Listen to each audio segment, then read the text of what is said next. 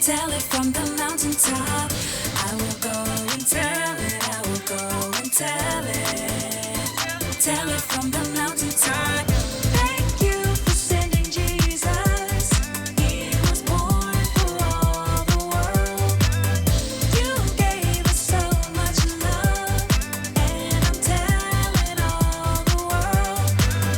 I will go and tell it, I will go and tell it from the mountaintop. I will go and tell it, I will go and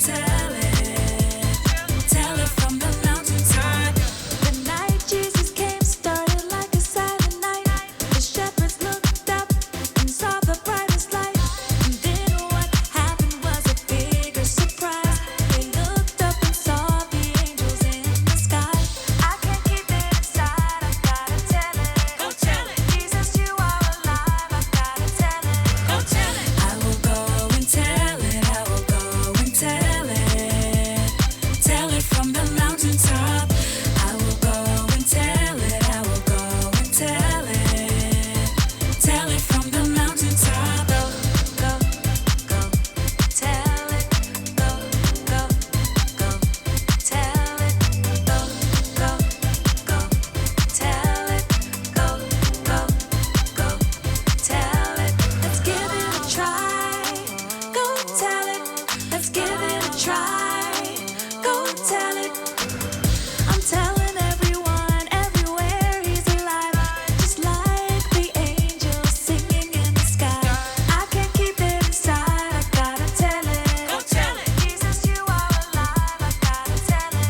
Go tell it. I will go and tell it, I will go and tell it from the mountaintop. I will go and tell it, I will go and tell it from the mountaintop. Go, go, go, tell it. Go, go, go, tell it. Go, go, go, tell it. Go, go, go, tell it. Thank you for sending Jesus. He was born for all the world. You gave us so much love, and I'm telling all the world.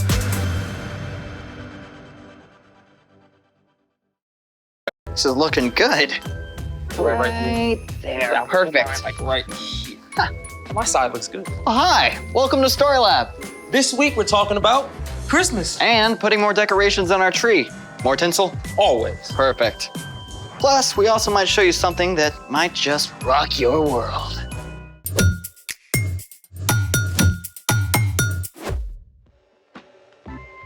Hey, I'm Zeke, And I'm Carter. and today we're talking about, what else? Christmas. Christmas is celebrating Jesus, God's greatest gift. What's this? This is a rock. But what does a rock have to do with Christmas? Plenty. Rocks aren't exactly exciting. Didn't you ever have a pet rock? What's up, Flintstone? Oh, I'm doing great. Just a great day. Awesome. I don't make a habit of talking to rocks. Well, then you're missing out. Oh yeah? You know what they call the process of drilling through rock? Making holes in a rock? Nope, it's called boring.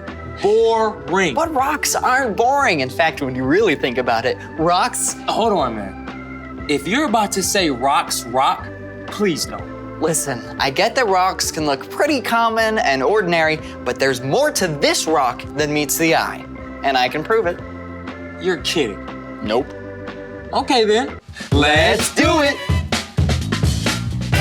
Now, the most important thing about this rock isn't what's on the outside, but on the inside. All right, man. So, break it down. How about you break it down? Okay. Is that really the best you can do?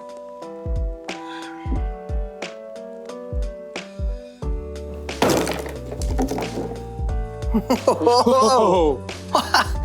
You know, on the outside, it looks like a plain old rock, but it's actually a geode. You're listening to WROK, your home for classic rocks. Up next, it's Geode. Rough and bumpy on the outside, but on the inside, beautiful crystals made of minerals. Dig it. I've heard of geodes. You can find them all over the world, right? That's right. Europe, Africa, South America, and North America. But how are these fancy diamond eggs, made? It all starts with volcanoes. Sometimes when lava from a volcano cools underground, pockets or bubbles form inside it. Then, over time, water seeps into these spaces and leaves behind minerals. Eventually, those minerals build up, forming these really cool crystals. They come in all sorts of shapes and colors. And all kinds of sizes, too. You got it. From small enough to hold in your hand all the way to ginormous. One of the largest geodes in the world was discovered in Ohio in 1897. That geode is more than 35 feet wide in places. You can actually walk around inside it. Some of the crystals are 3 feet long. Okay, you convinced me. Something can look very ordinary on the outside while something amazing is happening on the inside. Speaking of which, it's time for The story before the story. Today we're in the third book of the New Testament, Luke. But hundreds of years before Luke, God chose one family, the Israelites, and promised to bless the whole world through them.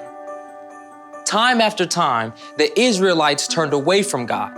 At last, they were attacked by foreign nations. But God still had a plan. God spoke through men called prophets, promising to send a rescuer to save the people. And yet, after that, silence. For hundreds of years, there was no recorded word from God. Then, well, that's where our story starts. Take it away. Hey everyone, Brian here. Many of the Israelites were carried off to foreign countries, but even as that happened, God promised not to give up on them.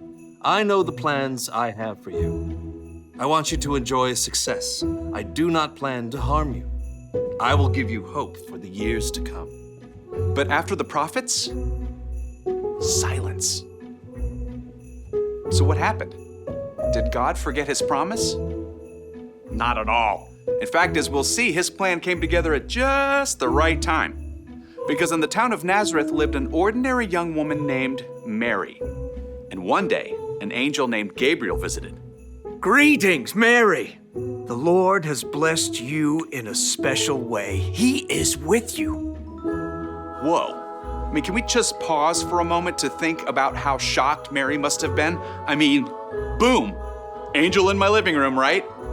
And we know she must have been scared because Gabriel then said, Do not be afraid, Mary. God is very pleased with you. Gabriel went on to explain that God's plan for rescuing the people had finally begun, and Mary would play a major part in that rescue. You will become pregnant and give birth to a son. You must call him Jesus. Okay, so Mary had some questions. Who wouldn't? But even though she didn't fully understand everything, she replied, I serve the Lord.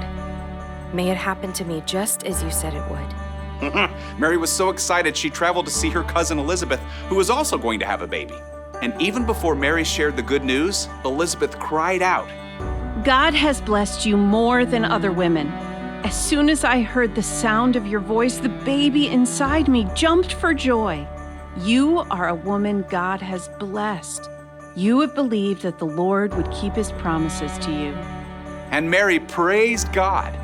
My soul gives glory to the Lord. He has taken note of me even though I'm not considered important. He has helped the people of Israel who serve him. He's done it just as he promised to our people of long ago. Even though Mary didn't know the whole story yet, she knew and trusted God. And because of that, she could have peace in the midst of something completely unexpected. The end. Wow. Can you imagine what it would have been like if social media existed back then? Yeah, I would have been all #mind blown. I hear ya. And yet Mary had peace because she trusted God. She may have looked ordinary on the outside, but God knew her heart was extraordinary. Hey, just like my geode. What do you mean? Well, nothing special on the outside, but amazing on the inside. Ah, you're right. So, what's our part in the story? Well, Christmas is celebrating Jesus, God's greatest gift. But Jesus wasn't just a gift. He was the central part of God's big plan to rescue us. That means we can have peace because God always has a plan, even when we're scared or sad or uncertain about something. Like if you suddenly have to move to a new town in the middle of a school year. Or if a family pet dies. Or you find out that you're going to have a new baby brother or sister. No matter what happens, you can choose to give it to God because God has a plan. So we can have peace. I don't know why I'm here. I couldn't have said it better myself. See you guys next time. So here's the thing. You can have peace because God has a plan. Hey, decorating with geodes? Good call. What can I say? These rocks rock. Thanks for joining us in the Story Lab. See you next time. That was a pretty good joke. Thank you. But you've had some good ones as well. Kind of learned from you, you know. Yeah, they're all right.